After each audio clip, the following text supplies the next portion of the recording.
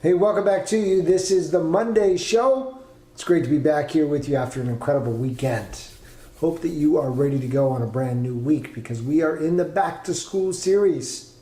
This Wednesday and Thursday, again, 10 a.m. Pacific. Tune in to the main website, www.thinkingforwardtv.com. Listen live to some experts who are going to share their back to school ideas for parents and kids, including Michelle Borba, who is the Today Show go-to parenting expert. So you're not going to want to miss that. And I think she's, I don't know, you're going to have to check Wednesday or Thursday. Anyway, today's show, though, what I want to share with you is what actually showed up in my mailbox today. Good friend and colleague Jason Womack, who's been on the show before, sent me this little article from the New York Magazine. And one particular section caught my eye because I thought this is perfect for the middle school years and for parents. The question to middle schoolers was, what do your parents not understand about you? And I love the first response. How cool I am. Can you just see a middle schooler saying that? Parents just don't understand how cool I am. They just don't get it. Here are a couple, though, that I know that I've heard before. I can't always be perfect. I hear that a lot, particularly from kids who are high achieving, both in school and out on the playing field. The sense that their parents think that they're capable of perfection.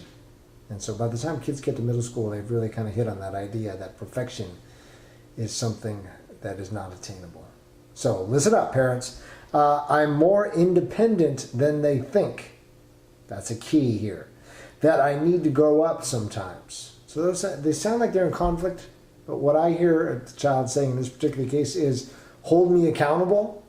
Okay? Hold me accountable. I need to be able to see what the consequences are. So allow me to make choices that have consequences, and then let me see that. Help me to grow up by learning how to make good choices. And finally, that they are embarrassing when they talk to my friends. So that's classic. I'm sure we all remember the time in our lives where it's just we wanted the parents off to the side. Drop me off around the corner. Don't even open your mouth when my friends get in the car, if that is the case. Just be seen, not heard. So some real key advice, I think, from middle schoolers to parents that leads me right into a brief topic today, which is, you know what? Your role is changing. Parents, like it or not, your role is changing. You've gone from being the teacher, helping your child at the earliest of ages, learning how to do the most basic of things, to the manager. Right? Now you're setting up appointments, you're making sure they're in the right activities, they're hanging out with the right kids, you're talking with parents, you're talking with teachers, you're managing.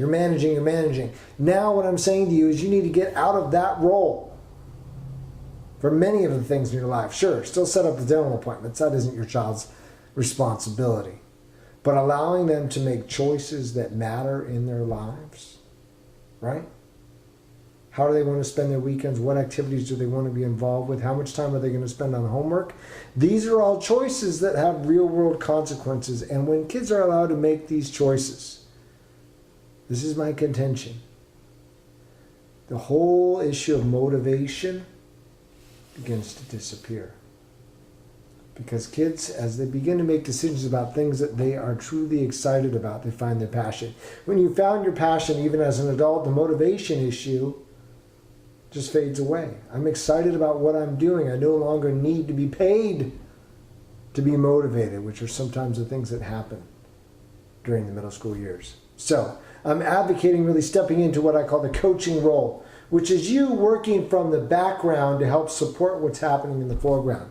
So yes, you're still connecting with teachers, you're still connecting with coaches, but mainly in the background, through email, through voicemail, through the occasional casual conversation. But a lot of the interaction is happening between your child now and the teacher and the coach. So when they have a question about playing time, they have a question about a homework assignment, they are on the front lines there, and you're in the background helping to support that. So think about that, because I think a couple of these quotes in particular really stood out for me. The one, I'm more independent than they think, which essentially is the child saying they don't give me an opportunity to think for myself. So give your kids that opportunity. And then that I need to grow up sometimes. And of course, that is the reinforcement of consequences, holding kids accountable. So a couple of great things.